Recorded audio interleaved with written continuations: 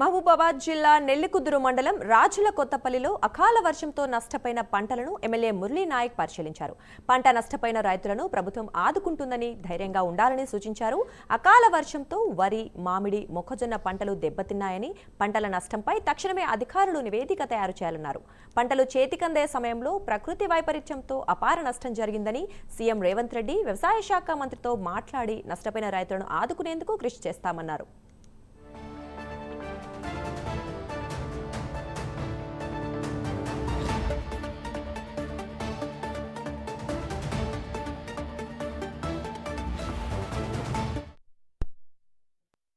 మాట్లాడి ఎంత పంట నష్టం జరిగిందో అదంతా మీరు రోడ్ల మీద నిలబడి అంచనా లేకండి, మళ్ళు తిరిగి కాలువలు తిరిగి ఎంత నష్టం ఉందో అంత అంచనా వేయండి.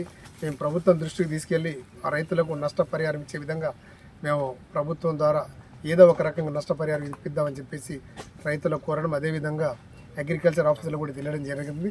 ఇక్కడ రాగానే ఈ మామిడి తోటలో మొత్తం దాదాపు 70% మామిడి కాయలన్నీ కిందికి రాలింది. అది ఎటు సైజు కాయలు రాకపోవడం వలన ఉత్తగా బయట పడేయవలసిన కాయలు ఇవి, అమ్ముడు కూడా పోవు.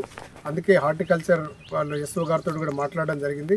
వారు నిన్న మొత్తం మహబూబాబాద్ మండలం అంతా ఏరియాలో ఎక్కడెక్కడైతే ఎక్కువగా మరి మామిడి తోటలు ఉన్నాయో అక్కడంతా కళ్ళే తిరిగిందంట. ఈరోజు ఇక్కడికి వచ్చి ఇక్కడ కూడా పంట నష్టం ఎంత వరకు ఉందో అది కూడా అంచనా వేయడానికి వాళ్ళు వస్తున్నారు. నేను ఆదివారం, సోమవారం మళ్ళీ ఈ పంట నష్టం దీని డీటెయిల్స్ అన్ని తీసుకొని ప్రభుత్వం దృష్టికి తీసుకెళ్ళి వీరికి ఎంతో కొంత పంట నష్టం ఎంత జరిగిందో పెట్టుబడి సాయంగానైనా వీరికి పెట్టుబడి సాయంగానైనా ప్రభుత్వాన్ని చెప్పిద్దామని ఒక మంచి ఆలోచనతో ఉన్నా. అందుకే అధికారులను కూడా కోరుతా ఉన్నా, మీ మండలాలలో అగ్రికల్చర్ ఆఫీసర్లు కావచ్చు, హార్టికల్చర్ ఆఫీసర్లు కావచ్చు, ఏ రైతు ఇబ్బంది పడ్డా నష్టం జరిగినా దయచేసి మీరు ఆ రైతు ఫోన్కు రెస్పాండ్ అవ్వండి. ఆయనకు జరిగినటువంటి నష్టాన్ని మీరు అంచనా వేసి పేపర్ మీద నా దృష్టికి తీసుకొని రండి. నేను ప్రభుత్వం దృష్టికి తీసుకెళ్ళి ఆ రైతులకు ఎంతో కొంత సాయం చేసే విధంగా మనం తోడ్పడదామని చెప్పేసి